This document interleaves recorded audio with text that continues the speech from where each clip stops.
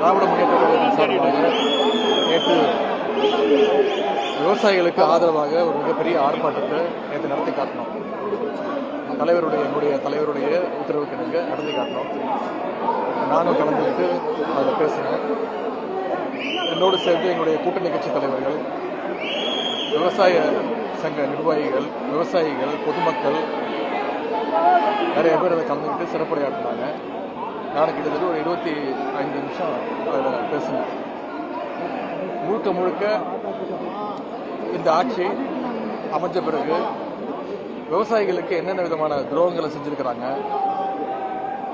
தேர்தல் வாக்குறுதின்னு பொய் வாக்குறுதிகள் சொல்லி விவசாயிகளை எப்படி ஏமாத்திருக்கிறாங்க, மேகதாது அணை கட்டுவதற்கு கர்நாடக அரசு மிக தீவிரமாக முயற்சி பண்ணிட்டு இருக்கு. அங்க இருக்கக்கூடிய முதலமைச்சர் அனைத்து கட்சி கூட்டத்தை கூட்டி மேகதாது அணை கட்டுவோம் அப்படின்னு தொடர்ந்து சொல்லிட்டு இருக்கிறாரு. தமிழ்நாட்டுக்கு திறந்து விட வேண்டிய தண்ணியும் திறந்து விடல. எங்களுடைய தலைவர் முதலமைச்சராக இருக்கும்போது ஒவ்வொரு மாசமும் ஜூன் மாசம் 12ஆம் தேதி மேட்டூர் அணையிலிருந்து தொடர்ச்சியா என்ன சொல்ல போனா சில ஆண்டு ஜூன் 12க்கு முன்னாடியே எங்களுடைய தலைவர் விவசாயிகளுக்காக தண்ணியை திறந்து விட்டுருக்காங்க.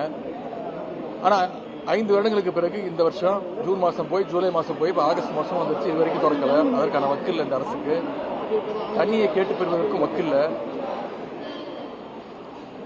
கர்நாடகாவை எதிர்த்து பேசுறதுக்கு வக்கில்லை, தைரியம் இல்லை, தெம்பு இல்லை.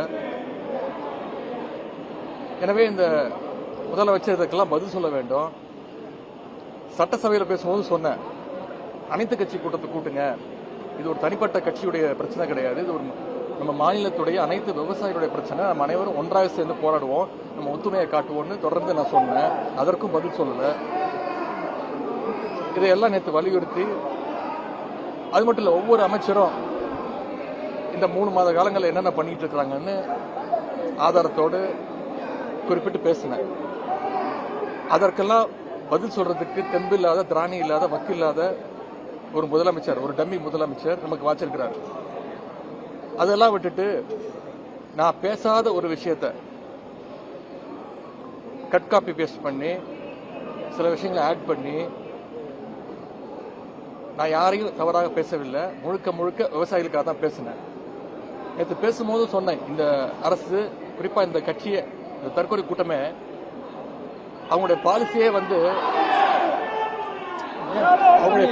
வந்து டைவர்ஷன் டாக்டிக்ஸ் தான். முழுக்க ஃபேக் நியூஸ், டைவர்ஷன். ஏதாவது ஒரு பிரச்சனை மாநிலத்தில் எழும்போது அதை டைவர்ட் பண்றதுக்கு வேற ஏதாவது ஒரு பிரச்சனை எடுக்க வேண்டியது, முதலமைச்சர் ஒரு போட்டோ ஷூட் நடத்த வேண்டியது, திமுகவுடைய திட்டங்களை போய் சுத்தி பார்க்க வேண்டியது, போஸ்ட் கொடுக்க வேண்டியது, ரீல்ஸ் போடுறது, அமைச்சர்கள், சட்டமன்ற உறுப்பினர்கள் பள்ளிக்கூடத்துக்கு போய் அங்க இருக்கக்கூடிய மாணவர்கள்லாம் வர சொல்லி அவங்க கட்சி பேரை சொல்லி கோஷம் போட சொல்லி அதை ரீல்ஸா போடுறது, அவங்களுடைய சட்டமன்ற உறுப்பினர்கள் மேல அவங்களுடைய நிர்வாகிகளே இது வரைக்கும் பல்வேறு குற்றங்களை சொல்லியிருக்கிறாங்க, பாலியல் குற்றங்கள் சொல்லியிருக்கிறாங்க. அதற்கெல்லாம் இது வரைக்கும் எந்த நடவடிக்கையும் எடுக்கல. எல்லாத்துக்கும் ஒரு டைவர்ஷன் டாக்டிக்ஸ் யூஸ் பண்றாரு இந்த அரசு, இந்த முதலமைச்சர். அது மாதிரி இன்னைக்கு நேற்று நான் பேசின பிறகு அது விவசாயிகள் இடத்துல மிகப்பெரிய ஒரு வரவேற்பை பெற்ற பிறகு, விவசாயிகள் இடத்துல மிகப்பெரிய ஒரு எழுச்சி ஏற்பட்ட பிறகு அதை எப்படியாவது டைவர்ட் பண்ணணும். நாளைக்கு சட்டமன்றம் வேற ஆரம்பிக்கும் போது சட்டமன்றத்தில் நிச்சயம் இந்த டாபிக் பேசுவாங்க, எதிர்கட்சி இந்த பிரச்சனை எழுப்போம் அப்படின்னு தெரிஞ்சுட்டு அதை முடக்கணும்னு டைவர்ஷன் டாக்டிக்ஸாக இன்னைக்கு காலையில் நான் பேசாத ஒரு விஷயத்த பேசினதா திரிச்சு கட் காப்பி பேஸ்ட் பண்ணி அதை நேஷனல் மீடியா வரைக்கும் கொடுத்து பரவ வச்சு காலைல காவல்துறை வந்து என்னை கைது செய்ய போறேன்னு வந்தாங்க. கைது செய்ய போறதா சொன்னாங்க. நானும் சரி, நான் முழு ஒத்துழைப்பு தரேன்னு சொல்லி அவங்களோட போனேன். கைது செய்யப்படும் போது நான் பத்திரிகையாளரை கேட்கும்போது சொன்னேன், இதை எப்படி பாக்குறீங்க இந்த கைது அப்படின்னு. நான் சொன்னேன், ரொம்ப நகைச்சுவா பாக்குறேன், இது ஒரு காமெடியா பாக்குறேன். நான் பேசாத ஒரு விஷயத்த பேசினதா கதை விட்டு என்னை கைது செய்ய பாக்குறாங்க, என்னை முடக்க பாக்குறாங்க, என்னை மிரட்ட பாக்குறாங்க. இதுக்கெல்லாம் பயப்படக்கூடிய ஆள் நான் கிடையாது. நான் கலைஞர் பேரன், முத்துவேல் கருணாநிதி ஸ்டாலினுடைய பையன், திராவிட முன்னேற்ற கழகத்துடைய உடன்பிறப்புல ஒருத்தர் நான் யார், இதுக்கெல்லாம் பயப்பட மாட்டோம், நான் ஃபேஸ் பண்றதுக்கு தயாரா இருக்கேன் அப்படின்னு சொன்னேன். அதே மாதிரி கோர்ட்டுக்கு போய் என்ன சொல்லியிருக்காங்க அரசு வழக்கறிஞர், அவரை கைது செய்யற நோக்கமே எங்களுக்கு கிடையாது, ஜஸ்ட் விசாரணை கூட்டு போறோம் அப்படின்னு சொல்லி அரசு செலவில் மக்கள் வரி பணத்தில் கிட்டத்தட்ட ஒரு 3000 காவலர்கள் பாதுகாப்போடு ஒரு டெரரிஸ்டை கூட்டு போகிற மாதிரி சென்னையிலிருந்து சாலை வழியாக 400 கிலோமீட்டர் தஞ்சாவூர் வரைக்கும் கூட்டிட்டு போய் எங்களை முறையாக பார்த்துக்கல. தஞ்சாவூர் கூட்டிட்டு போனோம். ஆனால் தஞ்சாவூர் கூட்டிட்டு போகாம நடுவில் செங்கிப்பட்டின்ற ஒரு காவல் நிலையத்தில் இறக்கி அங்க விசாரணைன்ற பேர்ல பல கேள்விகளை கேட்டு இன்னைக்கு அமுச்சு வச்சிருக்கிறாங்க. இதை நாங்கள் சட்டப்படி நிச்சயமா இதை சந்திப்போம். நான் இந்த நேரத்தில் கூறிக்கொள்ள விரும்புவது, நான் எந்த விதமான ஒரு தவறான எண்ணத்தில் நேற்று பேசவே இல்லை. யாரையும் புண்படுத்தணும், யாரையும் தாழ்த்தி பேசணும், குறிப்பிட்டு சொன்ன பெண்களை தாழ்த்தி பேசணும்னு துளி கூட என்னுடைய மனசுல அது கிடையாது. நான் பேசி முடிக்கலைங்க. துளி கூட அது எண்ணம் கிடையாது. என்னுடைய பெற்றோர், என்னுடைய குடும்பம் என்னை அப்படி வளர்க்கல. என்னுடைய தாய் தந்தை என்னை அப்படி வளர்க்கல. எனக்கு ஒரு திருமணமாகி ஒரு மனைவி இருக்கிறாங்க, அவங்க கூட தான் நான் வாழ்ந்துகிட்டு இருக்கிறேன். எனக்கு ஒரு பெண் குழந்தை இருக்கிறாங்க, எனக்கு ஒரு தங்கை இருக்கிறாங்க, எனக்கு என்று ஒரு குடும்பம் இருக்கின்றது. தமிழ்நாட்டில் இருக்கக்கூடிய ஒவ்வொரு தாய்மாரையும் என்னுடைய குடும்பமாக, என்னுடைய தாயாக, என்னுடைய தங்கையாக நான் அப்படிதான் நான் நினைச்சிட்டு இருக்கிறேன்.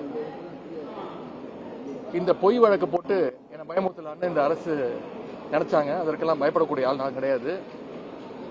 இந்த நேரத்தில் என்னுடைய கைதை கண்டித்து திராவிட முன்னேற்ற கழகத்தை சேர்ந்த முன்னோடிகள், கழக உடன்பிறப்புகள் பல இடங்களில் மறியல் செஞ்சு ஆர்ப்பாட்டம் செஞ்சு கைது செய்யப்பட்டிருக்கிறாங்க.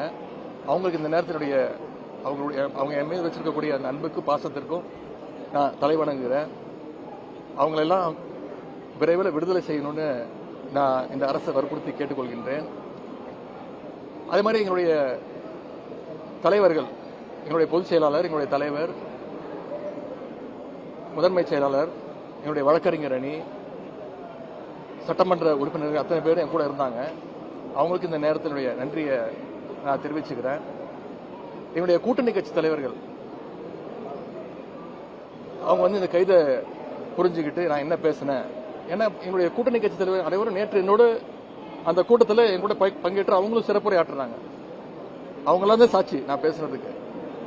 அவங்களும் இந்த கைது முயற்சியை வன்மையாக கண்டிச்சிருக்கிறாங்க. எனக்கு இருக்கக்கூடிய ஒரே வருத்தம், சில தலைவர்கள் நான் பேசினதை முழுசா கேட்காமலோ பார்க்காமலோ ஆராயாமலோ நான் தவறா பேசிட்டேன் அப்படின்னு கண்டனம் தெரிவிச்சிருக்கிறாங்க. அது எனக்கு கொஞ்சம் வருத்தமா இருக்கு. நான் எந்த நேரத்தில் அந்த மாதிரி தவறான எண்ணத்தில் நான் பேசவே இல்லை. விவசாயிகளுக்கு ஆதரவாக பேசினதுக்காக இந்த தரங்கட்ட அரசு கைது செஞ்சிருக்கிறாங்க. நான் மீண்டும் சொல்றேன், இந்த கைதுக்கு நான் பயப்பட மாட்டேன். இன்னும் 100 முறை பேசுவேன், மீண்டும் பேசுவேன். அதுல சில பேர் சொல்லியிருக்கிறாங்க நான் இரட்டை அர்த்தத்தில் பேசிட்டேன், டபுள் மீனிங்ல பேசிட்டேன் அப்படின்னு சொல்லியிருக்கிறாங்க. நான் நிச்சயமா டபுள் மீனிங்லாம் பேசவே இல்லை. நான் ஒரே மீனிங்ல தான் பேசினேன், சிங்கிள் மீனிங்ல தான் பேசினேன், மீண்டும் பேசுவேன்.